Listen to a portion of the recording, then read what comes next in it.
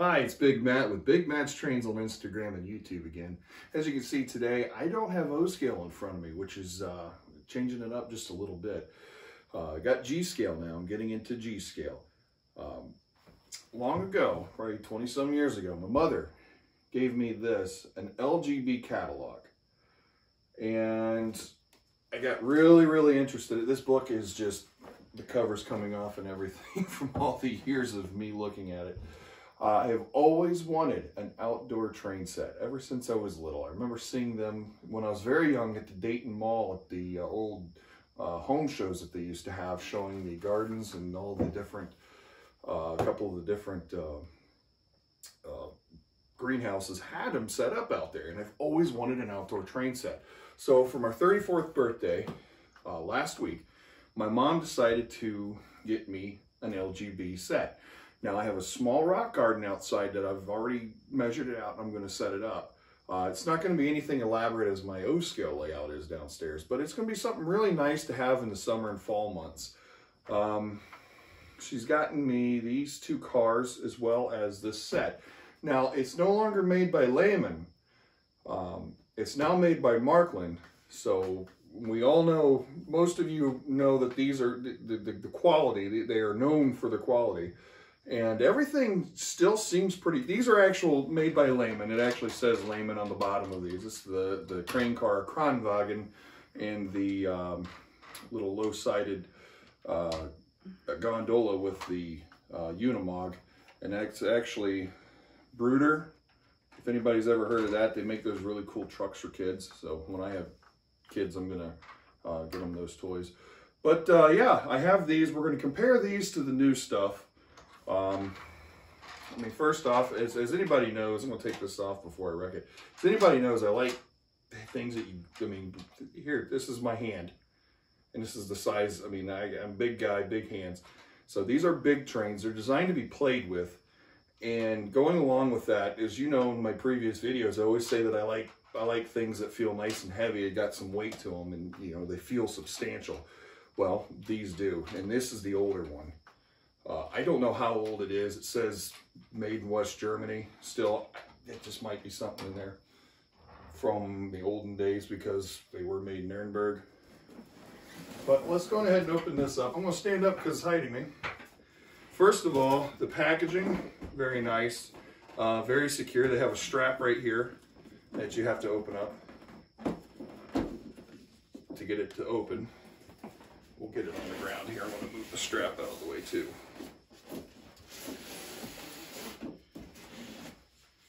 Just so I don't ruin the illusion, I've already opened this and had it running too.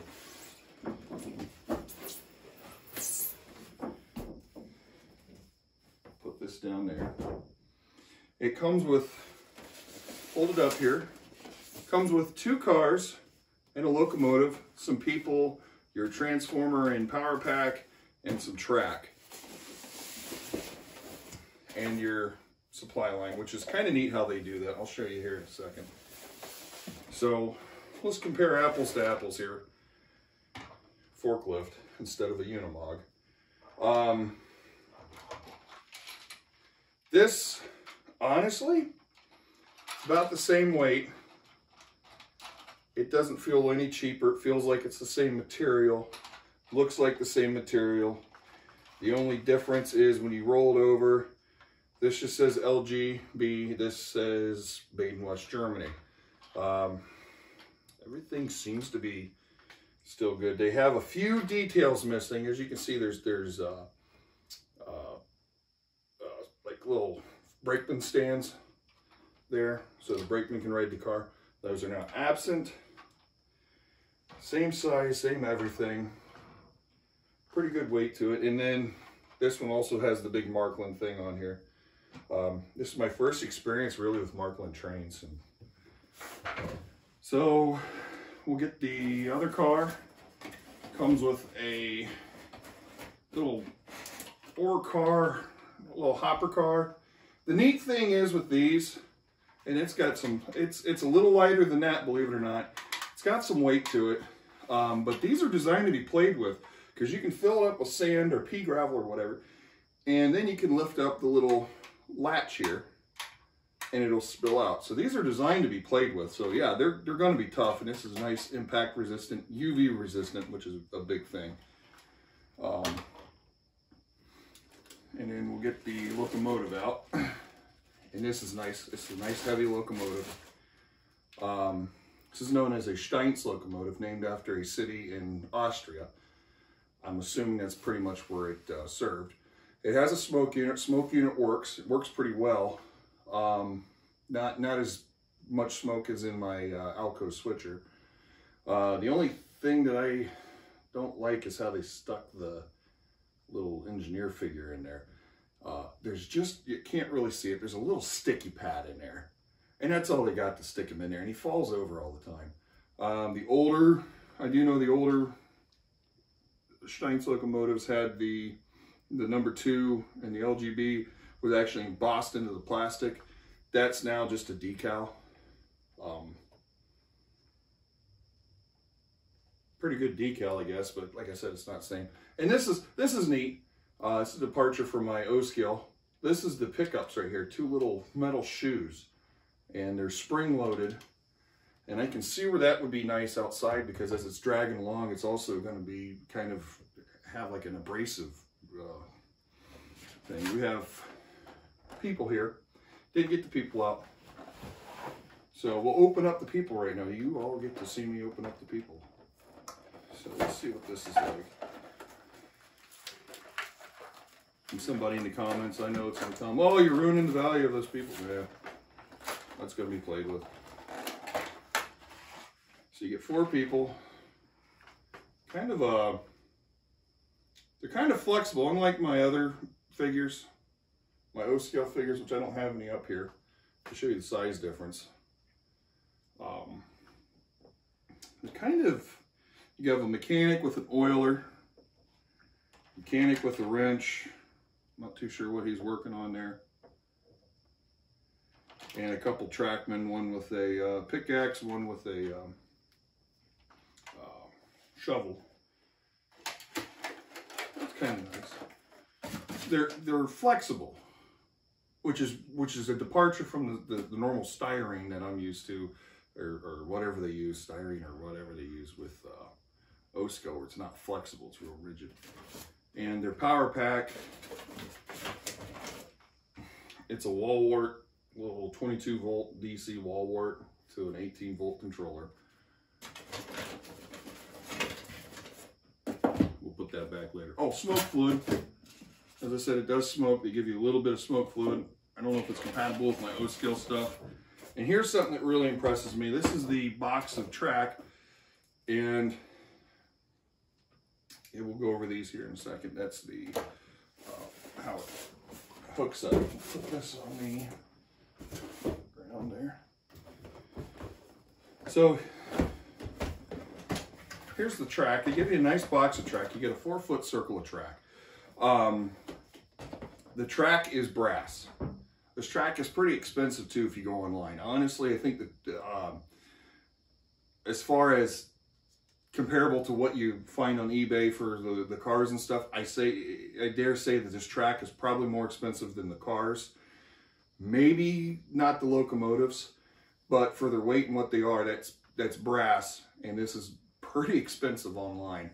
It's also nice and heavy. They have a picture in this book here of an elephant standing on it. So, and it's, like I said, it's nice and heavy. It's really nice. You can tell it's designed to go outside. And this is neat. This is how they distribute power. As most of you know, I solder my solder wire leads right to the track on the O-scale.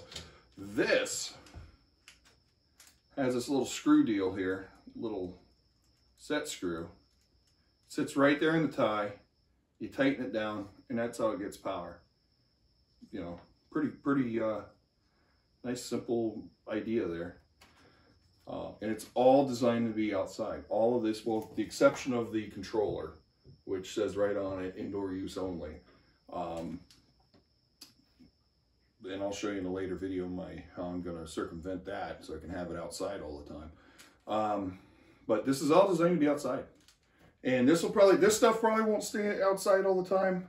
But the track's going to be there all year round. Rain and shine, snow, whatever Northern Ohio decides to bring it. This is an O-scale, just to give you another idea. Here's an O-scale locomotive. There's your people, your G-scale people. And the detail on this stuff is really nice. They have a lot of nice detail on it.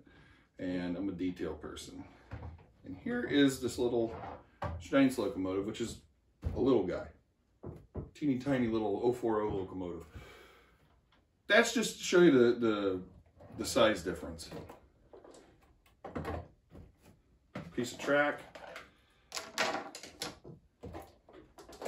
There's a standard gauge O-scale locomotive, fits right inside the track. This is narrow gauge. So quite the difference when it comes to scale.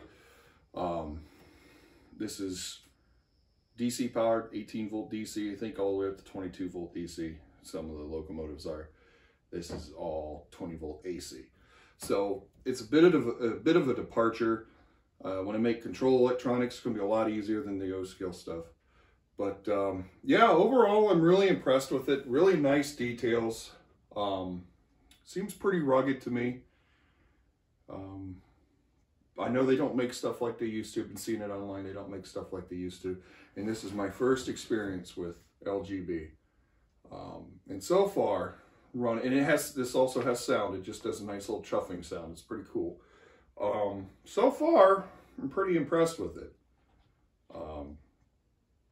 Seems like it's going to be a pretty durable option compared to some of the other ones out there. But like I said, I don't know. I'm just going off of what I read.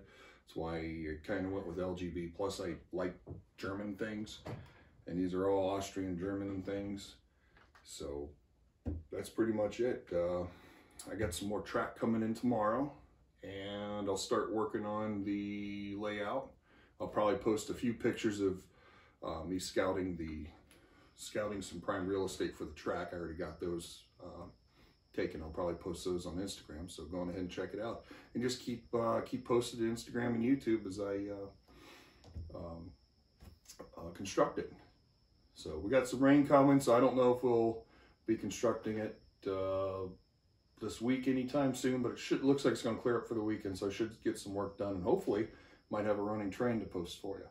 So, but yeah, just keep posted for the updates. So appreciate you watching, and don't forget to subscribe and follow me on Instagram if you don't already. Thanks a lot.